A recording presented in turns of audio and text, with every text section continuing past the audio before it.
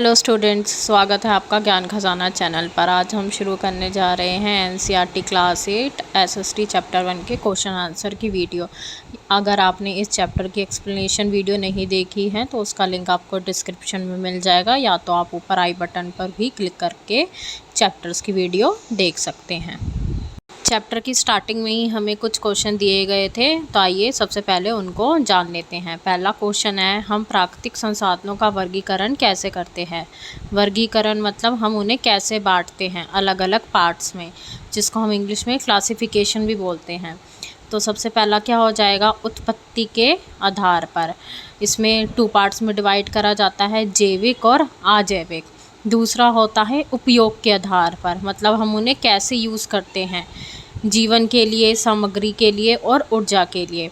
इन सब को मैंने जो है वीडियो में अच्छे से समझाया था। मैं ऊपर आई बटन पर जो है इसकी वीडियो अटैच कर दूंगी, आप वहां पर जाकर इसकी एक्सप्लेनेशन वीडियो अच्छे से देख सकते हैं। नवीकरणता के आधार पर इसमें भी 2 पार्ट्स में संसाधनों को डिवाइड करा जाता है, नवीकरणीय और अनवीकरणीय संसाधन। सेकेंड क्वेश्चन इज, जीवन के विभिन्न पक्षों और प्राकृतिक संसाधनों के वितरण के मध्य क्या संबंध है। इस क्वेश्चन में क्या पूछ रहे हैं, हमारी लाइफ की अलग अलग स्टेजेस और प्राकृतिक संसाधन आपस में कैसे जुड़े हुए हैं। तो इसमें हम क्या बता सकते हैं कि जो प्राकृतिक संसाधनों का वितरण होता है वो हमारे जीवन को अलग अलग तरीके से इफ़ेक्ट करता है। पहला क्या हो जाएगा, जहाँ पर संसाधन अधिक होएंगे वहाँ पर आर्थिक विकास भी अधिक होगा और वहाँ पर रोज़गार, काम के भी अवसर ज़्यादा होएंगे।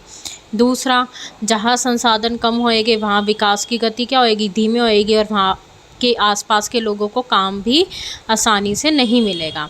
तीसरा क्या हो जाएगा, असमान वितरण के कारण राज्यों और देशों के बीच व्यापार होता है। अगर आपने असमान वितरण की वीडियो नहीं देखी है तो उसका भी लिंक आपको आई बटन पर मिल जाएगा। और चौथा पॉइंट क्या है, कई बार संसाधनों को लेकर विवाद भी उत्पन्न हो जाते हैं। जैसे अभी असमान वितरण की हमने बात करी, एक स्टेट है जिसके पास पानी की कमी है और उसके पास जो है पानी दूसरी स्टेट से आता है। अगर इन स्टेट्स के बीच में लड़ाई हो जाएगी तो दोनों स्टेट्स के जो लोग हैं काफ़ी इफ़ेक्ट होएंगे। तो संसाधनों को लेके 2 स्टेट्स के बीच में कई बार क्या होता है, लड़ाइयाँ भी हो जाती हैं। थर्ड क्वेश्चन इज, प्राकृतिक संसाधनों के असाधारणीय उपयोग या अतिशोषण से क्या आश्रय है। इस क्वेश्चन में क्या पूछ रहा है, जो प्राकृतिक संसाधनों का असाधारण उपयोग है उसका आखिर में मतलब क्या है। अब इसका मतलब क्या होता है, जब हम प्राकृतिक संसाधन को उनकी ज़रूरत के हिसाब से ज़्यादा यूज़ करने लगते हैं और बहुत तेज़ी से यूज़ करने लगते हैं, तो एक टाइम ऐसा आता है कि वो क्या होने लगते हैं, समाप्त होने लगते हैं, मतलब वो धीरे धीरे कम होने लगते हैं।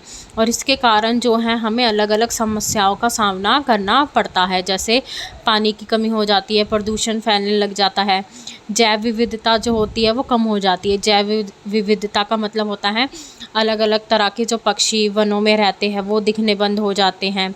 जलवायु परिवर्तन जैसी समस्याएं भी पैदा होती है। जलवायु परिवर्तन से आप क्या समझ सकते हो कि जैसे गर्मी बहुत पड़ने लग गई है आजकल के समय में, मतलब पिछले 6-7 सालों से बहुत गर्मी पड़ रही है। क्योंकि हम जो प्राकृतिक संसाधन हैं उनका यूज़ बहुत ज़्यादा कर रहे हैं और अधिक तेज़ी से कर रहे हैं। जितना होना चाहिए लिमिटेड यूज़, उससे कहीं ज़्यादा हम कर रहे हैं, कहीं ज़्यादा लेवल पे कर रहे हैं।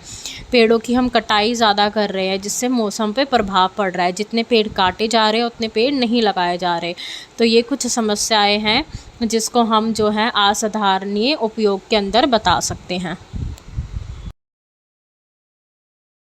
अब हम आते हैं हमारे चैप्टर की लास्ट में दिए गए क्वेश्चंस पर।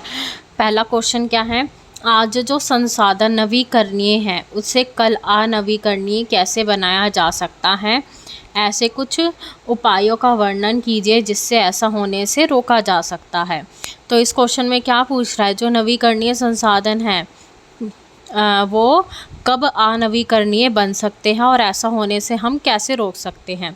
तो सबसे पहले हमें पता होना चाहिए कि नवीकरणीय संसाधन क्या होते हैं और अनवीकरणीय संसाधन क्या होते हैं। नवीकरणीय संसाधन ऐसे संसाधन होते हैं जो अपने आप जो हैं बन जाते हैं प्रकृति के अंदर, और उनको बनने में ज़्यादा समय भी नहीं लगता।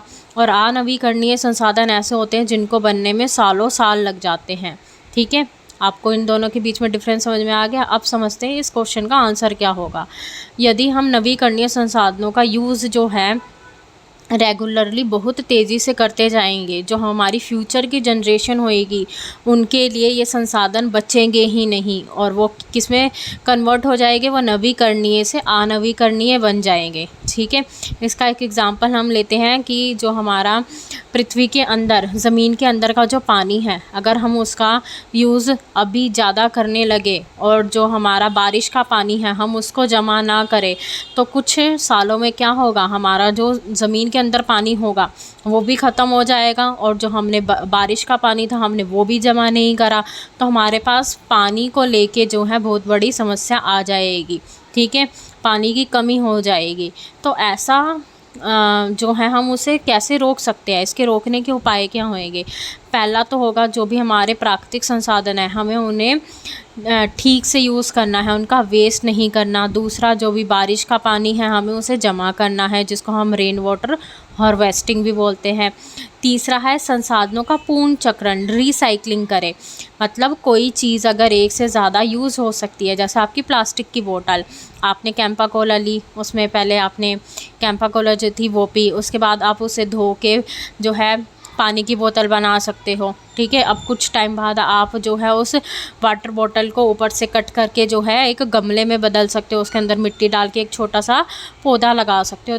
तो ये क्या हो गया, रिसाइकलिंग हो गया। ठीक है, इसके बहुत से अलग अलग एग्जाम्पल हो सकते हैं, मैंने आपको एक एग्जाम्पल दिया है जो आप अपने डेली लाइफ में यूज़ कर सकते हो। पांचवा पॉइंट क्या हो जाएगा, पानी और ऊर्जा की बचत करनी है। पानी हमें बचाना है, नल खोल के नहीं रखना है आपको। जब भी आप वॉशरूम में जाते हो जितनी ज़रूरत है उतना ही पानी यूज़ करना है। जब आप कमरे में नहीं हो तो आपको वहाँ की लाइट, पंखे जो है सब बंद करने हैं, ऊर्जा की आपको बचत करनी है।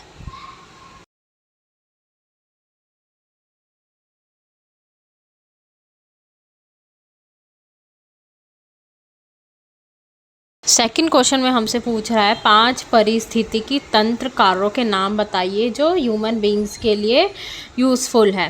तो इसमें आपके क्या 5 चीज़ें आ जाएगी। फर्स्ट हो जाएगा आपका वन, जंगल फॉरेस्ट।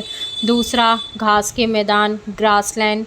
तीसरा, मरुस्थल। चौथा, पर्वतीय क्षेत्र, माउंटेन एरिया या माउंटेन इकोसिस्टम।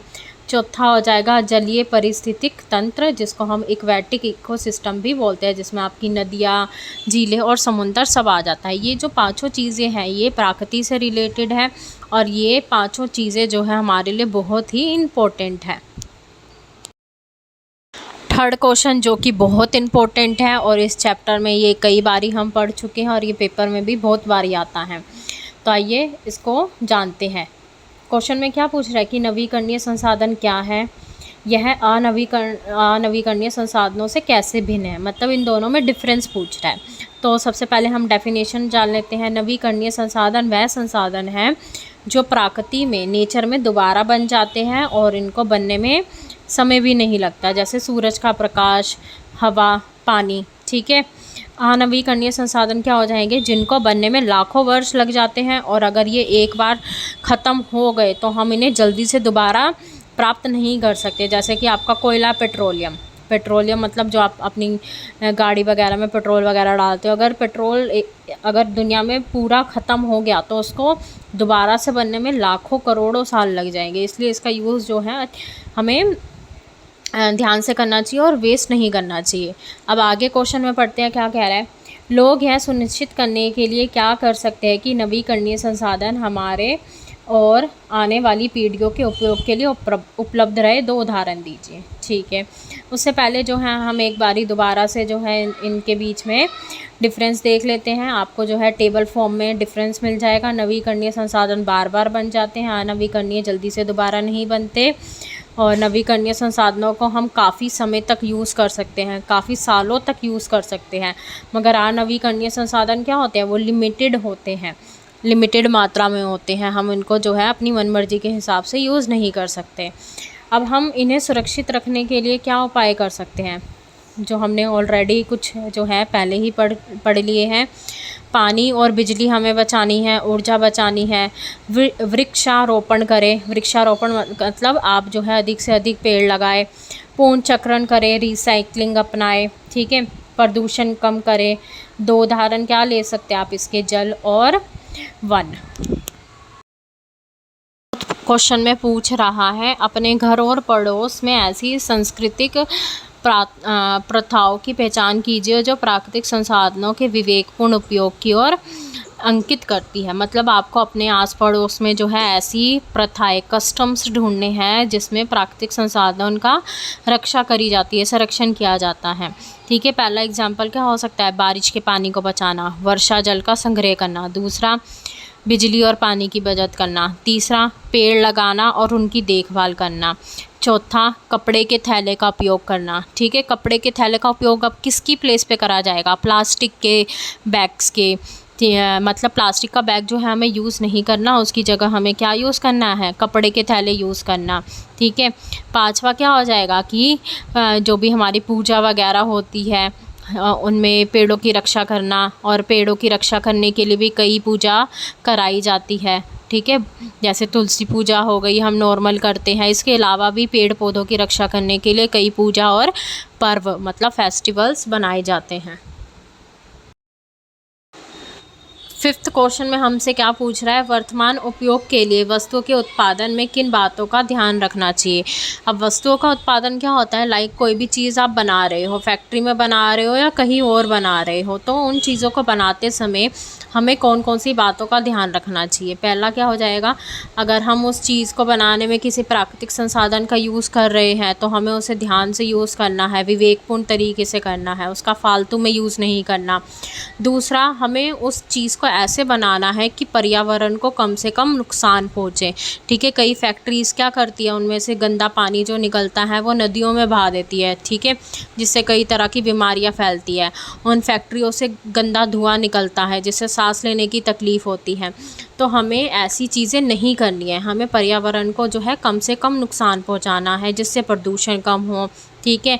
अब ये जो फैक्ट्रीज़ वगैरह है वो एनर्जी, ऊर्जा और जल की बर्बादी ना करें, जल की बचत करें, वो पूर्ण चक्रण की सामग्री का ज़्यादा यूज़ करें, और आने वाली जनरेशन है उनकी आवश्यकताओं का भी वो ध्यान रखें, ठीक है। तो बच्चों यहाँ पर इस चैप्टर की क्वेश्चन आंसर की वीडियो जो है वो ओवर होती है। आगे आने वाली वीडियो में मैं कुछ एक्स्ट्रा क्वेश्चंस की वीडियो लेके आऊँगी जिसमें हम MCQ, fill in the blanks वगैरह को पढ़ेंगे। तो